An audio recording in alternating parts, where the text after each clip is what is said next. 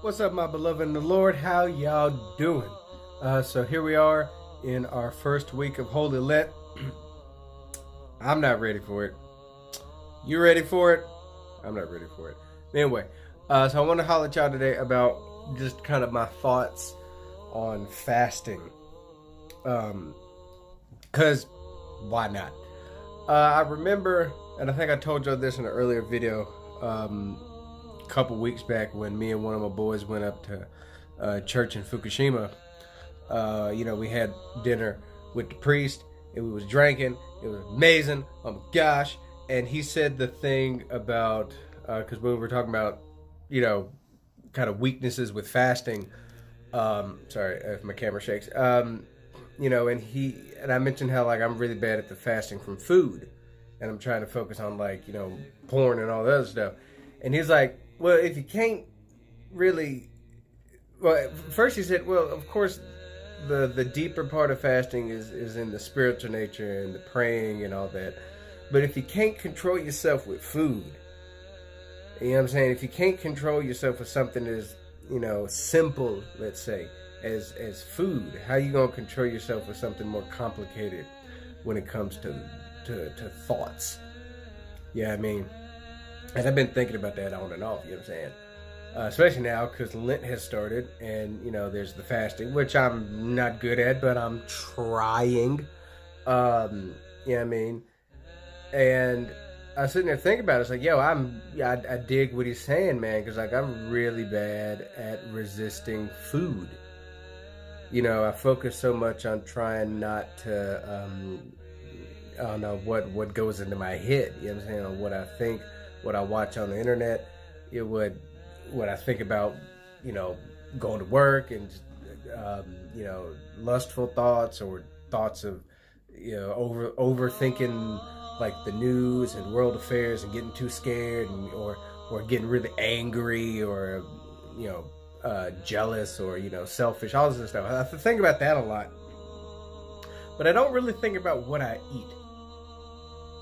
I mean, and there's lots of podcasts, there's lots of more, smarter people than me talking about this stuff. And I think there's actually on Ancient Faith Radio, I forget the name of it, but there's a podcast devoted to that. I think it's called Healthy Minds, Healthy something. I don't know.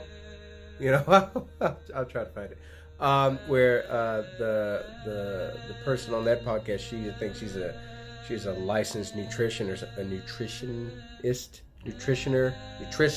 healthy person, you feel me? And so she talks about that. And I'm slowly starting to get it. You know what I mean? And I know, I'm not going to be good at fasting, especially this Lent. I'm not going to be able to 100% do it, but it's in that effort, It's like, as my priest in America, Father John, often said a couple times was, sorry for shaking the camera, it's that little droplet of water on the rock that eventually breaks it. You feel me? Not that huge bucket, but it's the little droplets. You feel me? So me and my wife both, we're trying to do the droplets, and I think this is my wife's first year of her actually consciously trying to partake in the fast in her own little way, because she's technically been Christian 3 years, and that was mainly, honestly, to marry me. But now she's slowly getting into it in her own way, which, thanks be to God for that. And, so we're going to try. We're going to try. So that's basically what I think. You know what I'm saying? It's we really, really need to be careful about what we put into our body and what we put into our hearts and what we put into our minds. You feel me? And I think Lent it's in a way, I'm kind of happy because it's like church-induced exercise. You feel me? And it's a really good thing if you think about it. It's a chance for me to actually look inside my heart, for us to look inside our hearts and souls and be like, yo, there's some stuff I got to deal with. You know what I'm saying? And that's a liberating feeling. I mean, it's scary as hell in the beginning, you know what I mean? When you go inside you and you look at all the dark stuff in you, but it's so liberating, man.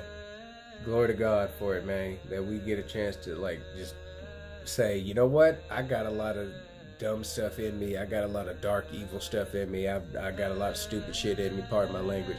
But I'm like, I'm given an opportunity to let it go. I'm given an opportunity to fight through all of my darkness.